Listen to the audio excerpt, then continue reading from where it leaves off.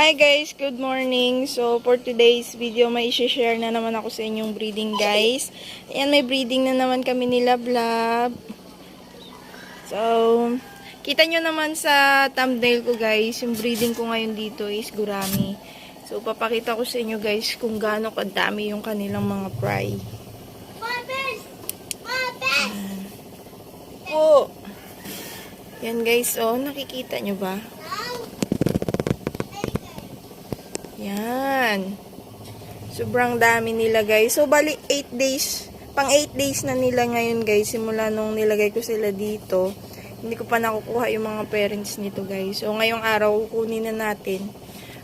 Para baka kasi kainin ng female yung mga fry. Tingnan nyo dito guys. So, may mga bubbles pa. Sobrang dami guys. Ayan. Ang daming fry. Okay. No, hanap lang tayo ng magandang pang kuha dito sa ating mga breeder. Paano hindi masama yung mga mga fry. Na bali 3 days na pala sila guys. Pang 3 days na nila na pre-swimming ngayon. So kailangan na rin talaga nating tanggalin yung mga parents nila, no, para mabuhay. Maraming mabuhay kasi habang lumalaki yan sila, kakainin yan sila ng mga parents nila. Lalo na yung female, guys. So, kailangan na natin silang kunin. Ito yung ating panghuli ng ating mga breeder. So, magandang gamitin to guys kasi hindi masasama yung mga fry dito. Okay, yan. Ganyan siya. Okay, hulihin na natin sila guys. Sana makipag-cooperate itong mga parents nila para hindi tayo mahirapan at hindi masyado mabulabog yung ating mga fry dito. Where are you? So, ayan guys. Ayan na yung female, oh. Ay, ang hirap anuin. Matago kasi sila dito sa mga dahon ng saging. So, ayoko rin tanggalin yung dahon ng saging guys kasi baka may masamang fry nga. So, wait lang guys, ha? Nahihirapan mi eh. Babalikan ko kayo. Guys, no choice. Kailangan talaga nating tanggalin to muna yung mga dahon ng saging kasi di talaga sila mahuli.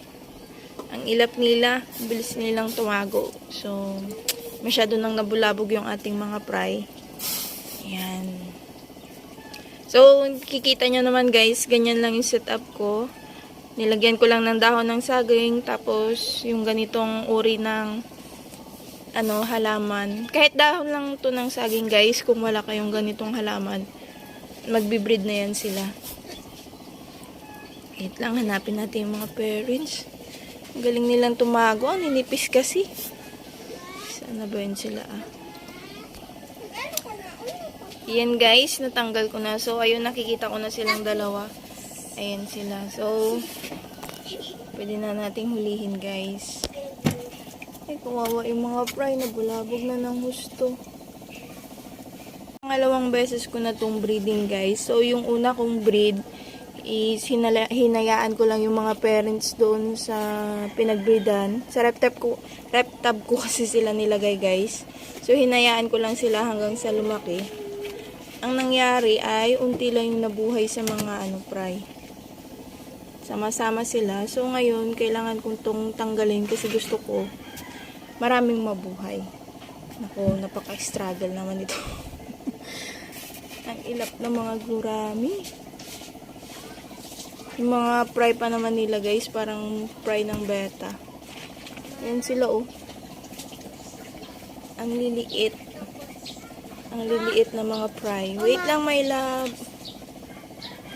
Ayun. Please, magpahuli ka na. Ay, sana yung video ko. Ayan, guys. Wala na siya. Matapos na. Opo, wait lang. Ayan.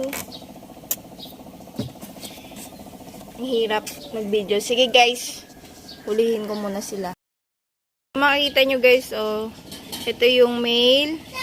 Yan. Yan yung male. Ito naman yung isa. mapapansin nyo guys sa mga pins nila, mas maganda yung kulay nitong mga male kaysa doon sa female. Tapos yung katawan naman guys, slim tong mga male. Yung female naman yan, makikita nyo yung mga tummy nila medyo round. So yan yung ating mga breeder.